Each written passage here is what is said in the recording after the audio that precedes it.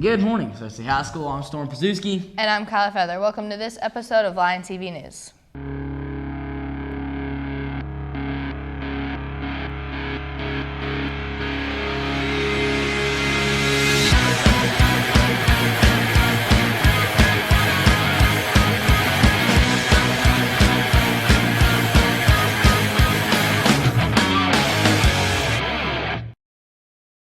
Yeah, and we're back. Time for today's quote. Today's quote comes from our own Abby Spence. Just kidding, but happy birthday, Abby. The real quote of the day comes from Dennis Miller, an American comedian, and he said, "It's ironic that in our culture, everyone's biggest complaint is about not having enough time, yet nothing terrifies us more than the thought of eternity." I never really thought about that. Me either. Anyways, last week the basketball team had an event called the Rolling Razorbacks. Here's Jasmine and Tia to tell us all about what happened.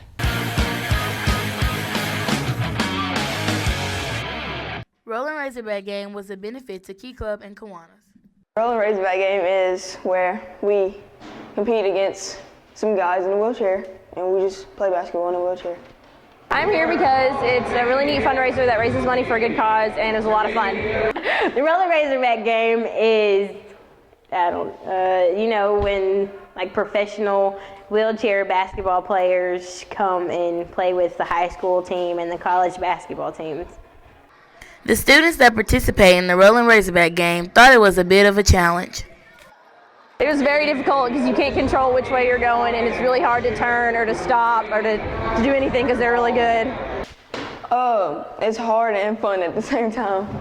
The Rolling Razorbacks has been coming to Searcy for 3 years, but for the students that competed, this was their first year. Yes, this is my first year participating because last year we had enough people to play, so we didn't have to. Many students have their reasons for competing in the Rolling Razorback game. It was a lot of fun, and it was neat to see how good they are. It helps me see how difficult it is for people that don't have their lower extremities to use. So, it helps me see that it's not all as easy as they make it look. All in all, the Roller Razorbacks inspired many students. I was still fragile, still didn't know what had happened to me. And I can remember watching a guy falling right out of his wheelchair, right in front of me, in like half a second. He did a push-up and he was set back up in his chair. I can remember turning around to my dad laughing at him and saying, "Dad, you'll never see me do that. I'll never be out there." And that's kind of the attitude I had for a while. Going through rehab, just didn't really know what life meant to me anymore because everything had changed. It wasn't too long after I got out of my 6-month stint in the hospital going through rehab and everything that I needed that something else. I knew everything that they taught me in rehab, but I really wasn't doing it. I didn't know if I wanted to go back to school. I didn't know what I wanted to do, and I was able to hook up with a team out of Memphis and then eventually the Razorbacks. And just being a part of a group of guys like that, you get to share life experiences. It was inspiring because to know that they came back from whatever accident they had, and they didn't give up their love of the game, that they pursued this and they did really well. So.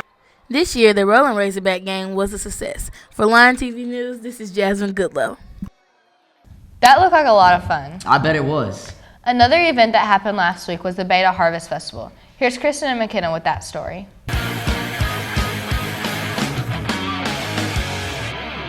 The Fall Festival is an event held by the Beta members every year.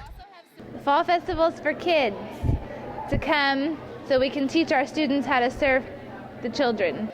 The Fall Festival is not only fun for the kids, but also enjoyable for the Beta members. Favorite part? I guess just talking to the kids and letting them play the games and stuff. I enjoy it because I like to eat the candy. Interacting with the children is beneficial to the Beta members. I think the Fall Festival helps our Beta students realize that you can set something up and work on something and get it all set up and then serve kids and have a good time doing it by making sure that kids are having fun and that they have a place to go that's safe and that parents can know that their kids are going to have a good time without costing anything. There were many interesting costumes at the festival. My favorite costume is Dakota Galvin's costume. He's like a hospital patient with an open backside. One of the hardest parts of the festival is the advertising. Now we advertise using social media and social networking, and we get anywhere from 75 to 100 people coming. Overall, the festival was a great success. Signing off for Line TV News, this is McKenna Smith. I'm glad they had such a great turnout. To finish this episode, Bradley went around school to find out just how much you guys know about movies. Here's that segment.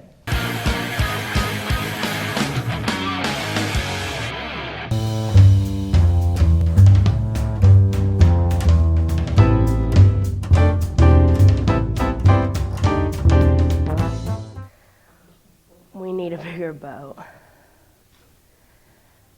Jaws? Boat Titanic. Jaws. It was Jaws. Say something funny. Ghostbusters. We need a bigger boat. Finding Nemo. Titanic? Brokeback Mountain.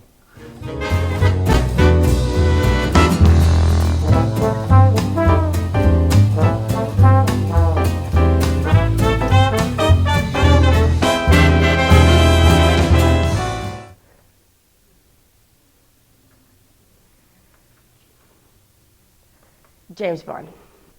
James Bond.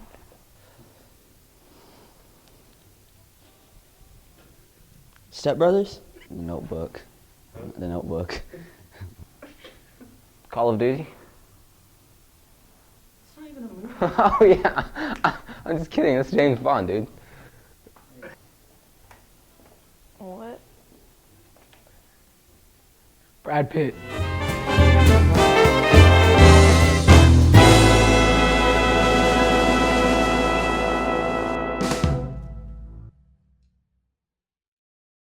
Happy Gilmore. Yeah, I knew that word. Big Daddy? Peace, love, and happiness. Happy Gilmore. Happy Gilmore. Happy Gilmore.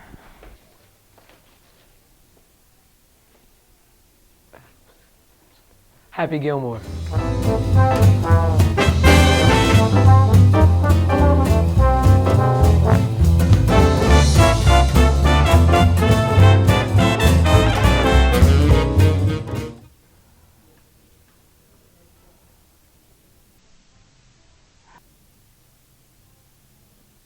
Halloween?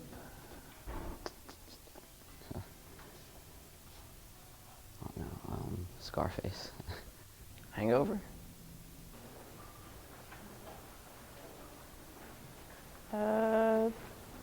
Twister? I don't know.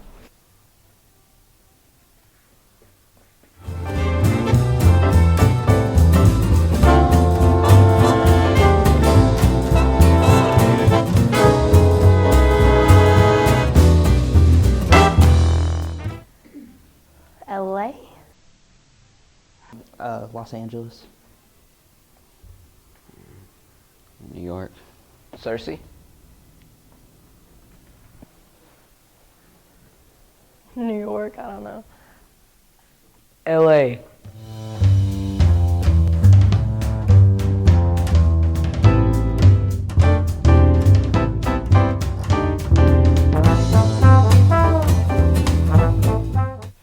Forrest Gump. Yeah. Forrest Gump. Bill Murray. Forrest Gump. Forrest Gump.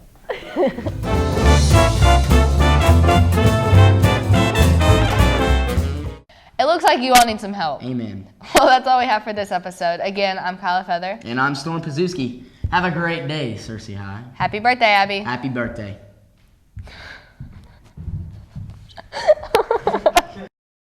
Just broken. These ones over here. Hey, are okay. if you'll do it at the very end, she'll keep it in the story. Are you having fun? Whoa! Papa Smurf. Oh, I look cool.